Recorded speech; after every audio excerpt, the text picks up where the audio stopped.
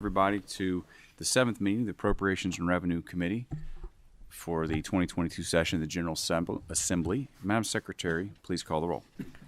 Senator Carroll. Here. Senator Caslin. Here. Senator Douglas. Here. Senator Givens. Here. Senator Kerr. Senator McGarvey. Here. Senator Meredith. Here. Senator Nemes. Present. Senator Webb. Senator West. Chairman McDaniel. Present. We have any quorum and duly constituted to conduct business. We'll go ahead and proceed. Just as a general administrative note, we're passing over Senate Bill 150 today. There will be a sub and probably a special called meeting to deal with that later this week is my current anticipation, but just so everybody knows on that right now. Second, we're going to take up House Bill 6. House Bill 6 is sponsored by Representative Santoro, and there is a committee substitute. At this time, the chair will entertain a motion on the sub. Senator Givens, do I have a second? Second by Senator Caslin. All those in favor signify by saying aye. The ayes have it. Sub is adopted. So I'm going to speak to the sub from up here this morning.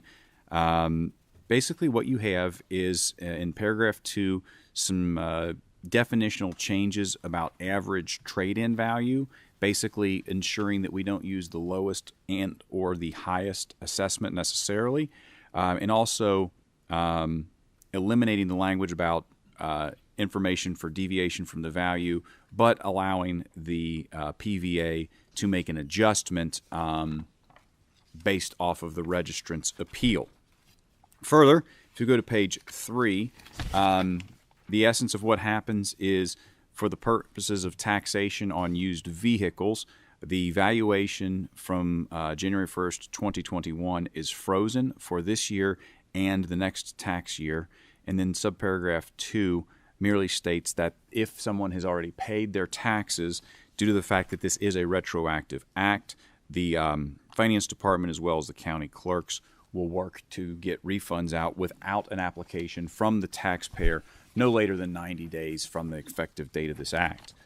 You'll recall that the nexus of this action is the fact that the governor's finance administration cabinet directed the PVAs to adopt a much more aggressive valuation of automobiles than necessarily we would have liked, thereby increasing the property taxes dramatically.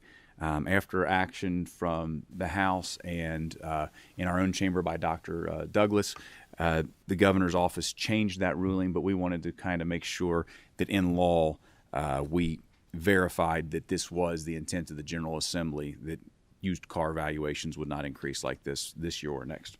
So, are there any questions on the measure? Motion by Senator Caslin. Do I have a second? Second by Senator Douglas. Madam Secretary, please call the roll. Senator Carroll. Aye. Senator Caslin. Aye. Senator Douglas. Aye. Senator Givens. Aye. Senator Kerr. Senator McGarvey. Aye. Senator Meredith. Aye. Senator Nemes. Aye. Senator Webb. Senator West. Chair McDaniel. Aye. Being 8 aye votes, no nay votes, the measure passes with favorable expression. Right, next up, we have Senate Bill 164, an act relating to the Imagination Library of Kentucky, sponsored by Senator McGarvey. Senator, if you'd like to come forward, please.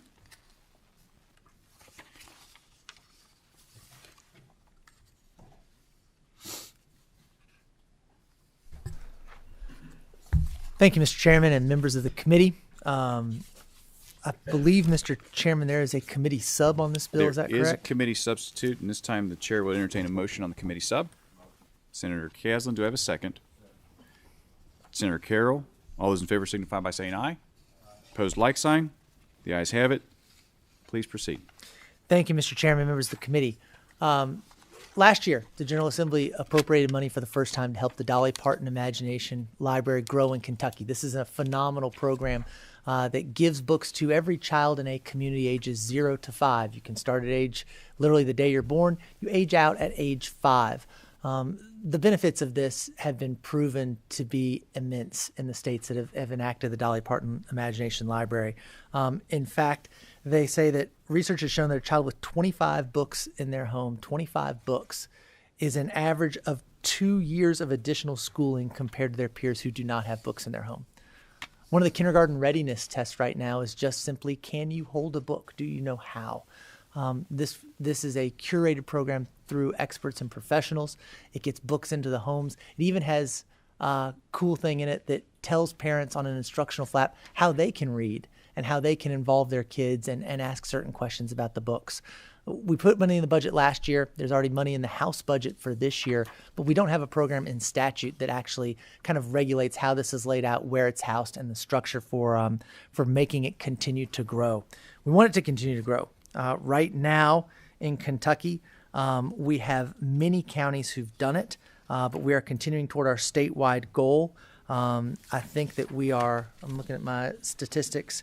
Right now we're in 90 programs covering 76 of our 120 counties, but we're going to make that 120 counties by hopefully the next budget. So this simply sets up the Dolly Parton program in statute.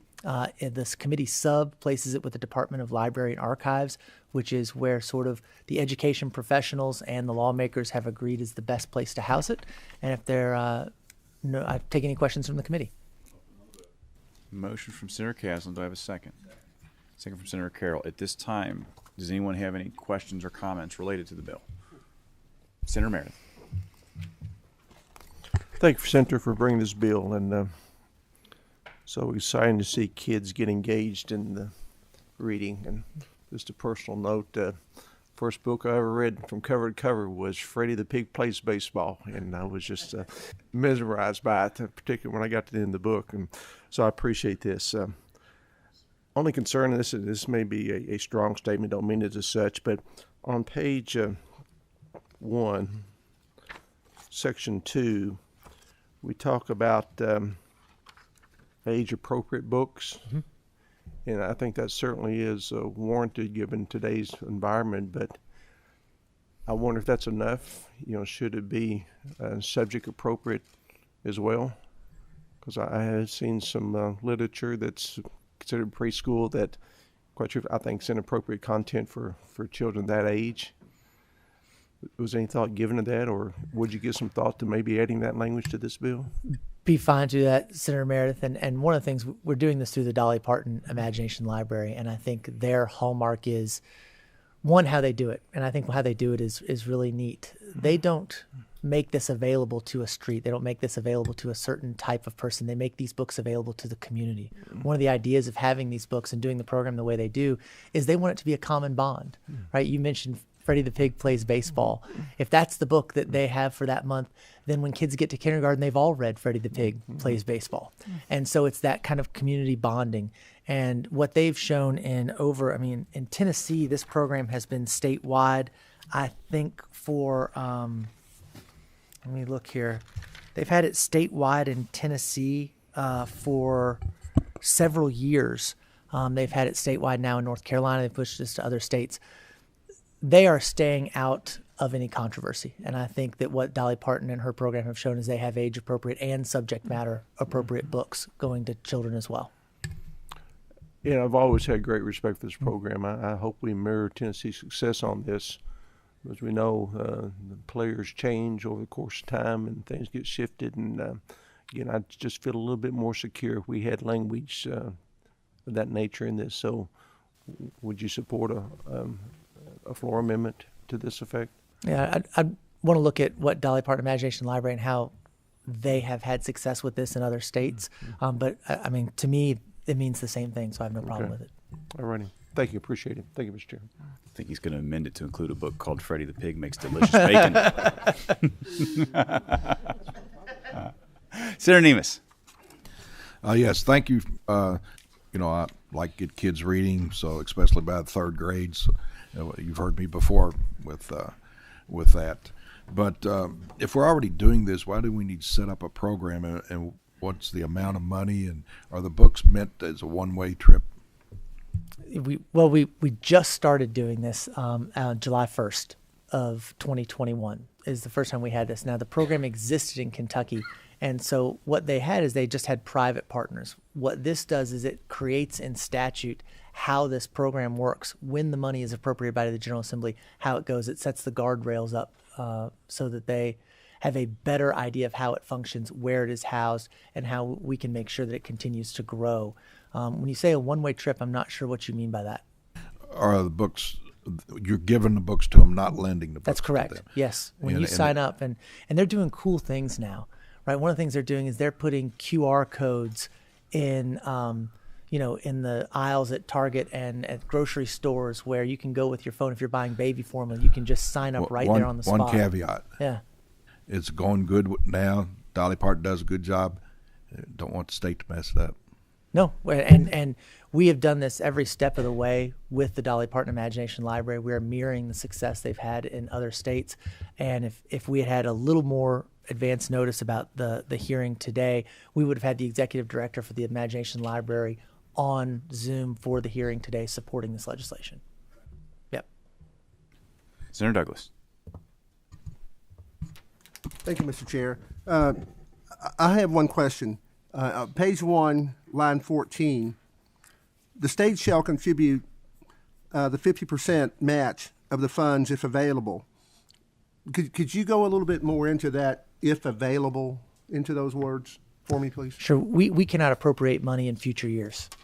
And so if there is money available in the state budget for the Dolly Parton Imagination Library, then in other words, we are making sure in statute that that money is going towards books for kids.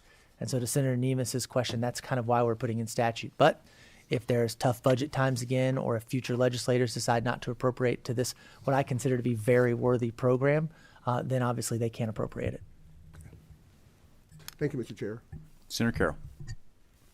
I'm just curious, do they have a book that covers the Tennessee tax code that we could read? Thank you, Mr. Chairman. Very good. That's all right. Complex state tax policy, age appropriate for all levels, right? Okay.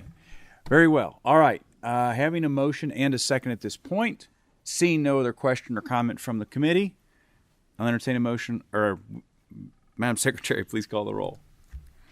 Senator Carroll. Aye. Senator Caslin. Aye.